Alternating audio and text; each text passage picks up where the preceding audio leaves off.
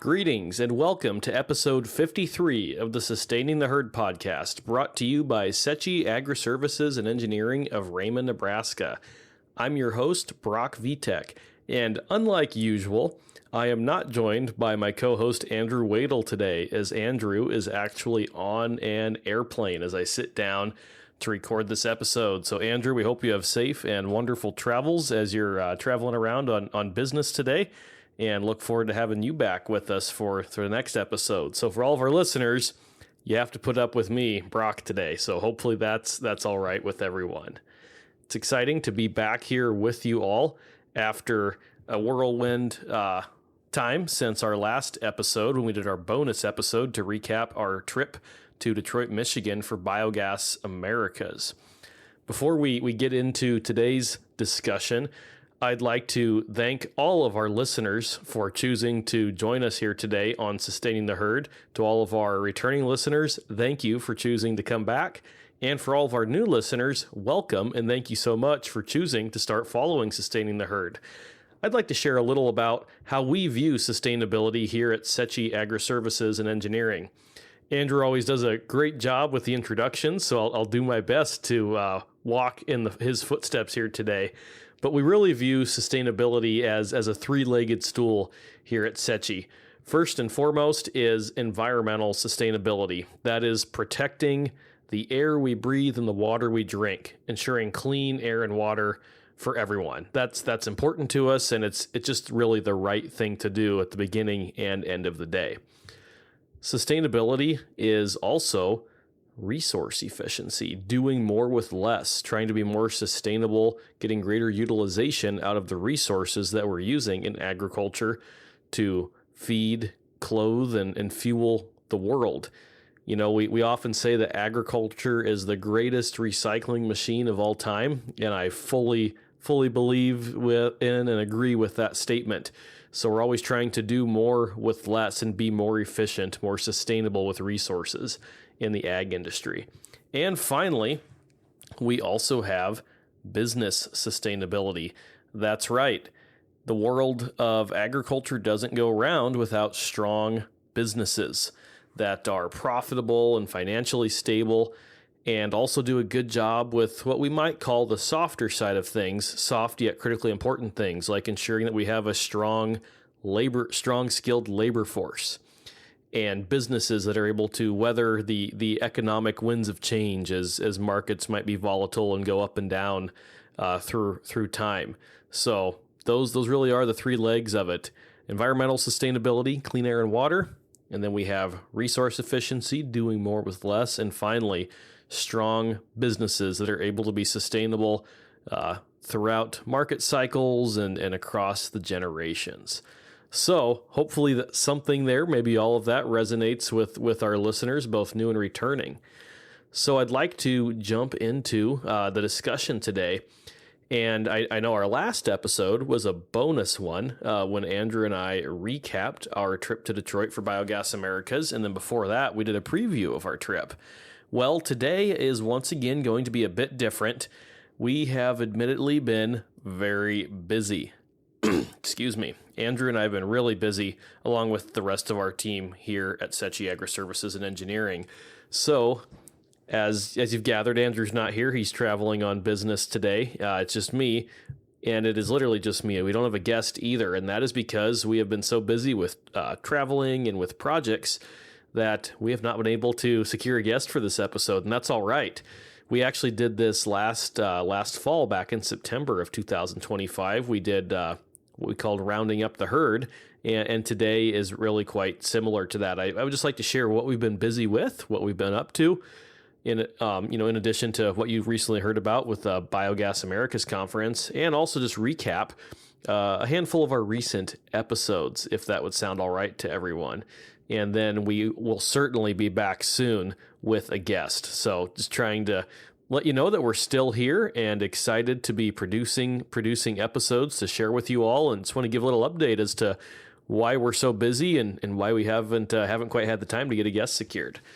So as I've mentioned and as you've gathered, we've been traveling for the conference up in Detroit, in addition to business travel that seems to come up all the time, just on an as-needed basis for meetings, traveling out to project sites to conduct meetings in the field, do some on-site evaluations, you name it. Travel has been keeping us busy, as it always does. And as you might imagine, we have been occupied with a lot of anaerobic digestion work, working on permitting both at the local and state levels, as well as a lot of engineering and design work for anaerobic digestion projects. We talk a lot about that here on the show, and boy, has it been keeping our plates quite full lately, and for that we are grateful. It keeps things moving and keeps our team busy and having fun doing what we love to do.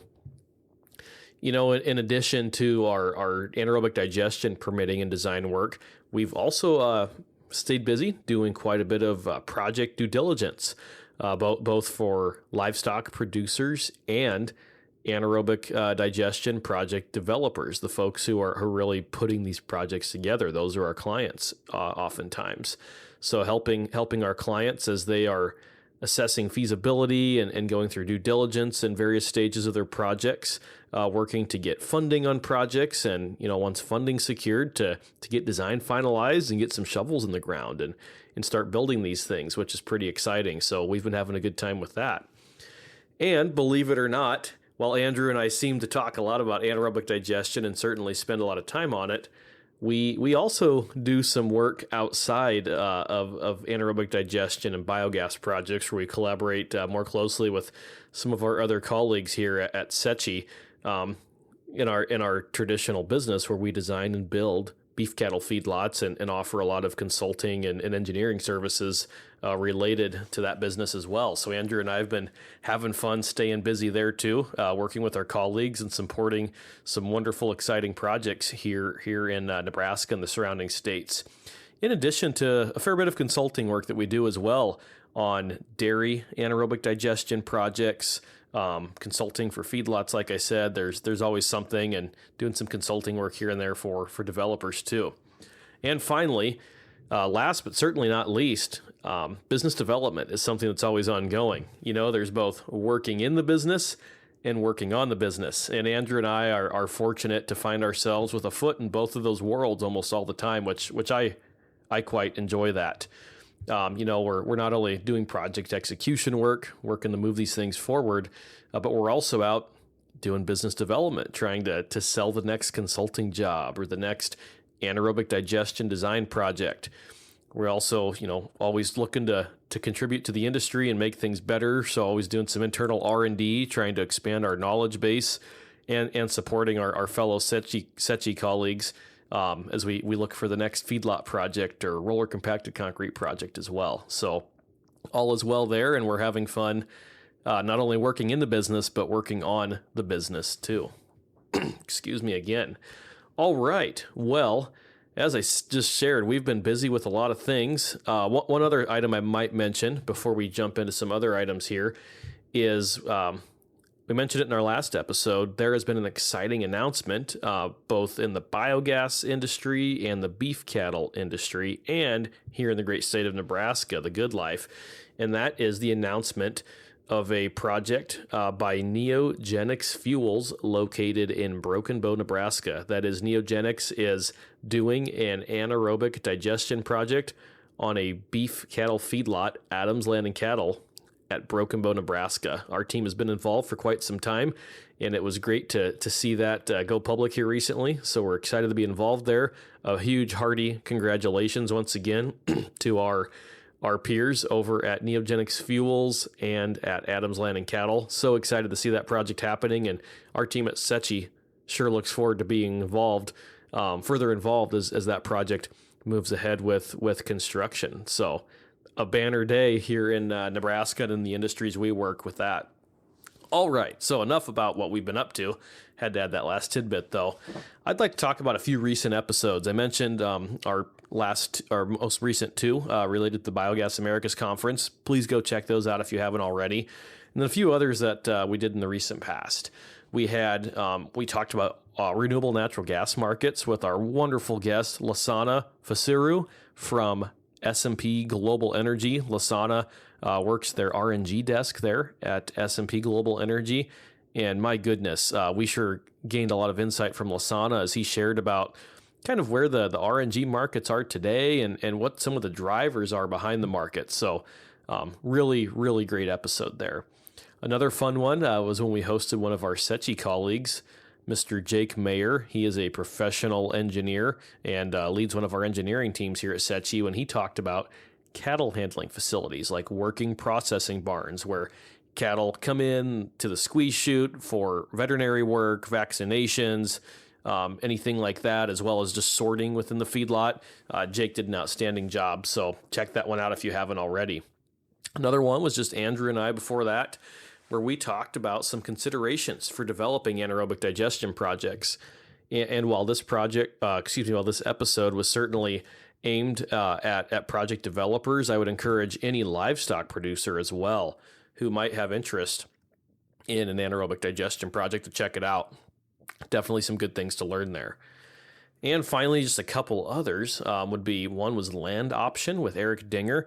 Eric is from Nebraska, and he and his team are doing a great job building their company Land Option, where they are really monetizing sustainability efforts and sustainability practices by providing this platform for advisors to landowners and agricultural producers to identify different programs that offer payments based on land and ag production practices to producers and landowners, and they're really making a big wave there.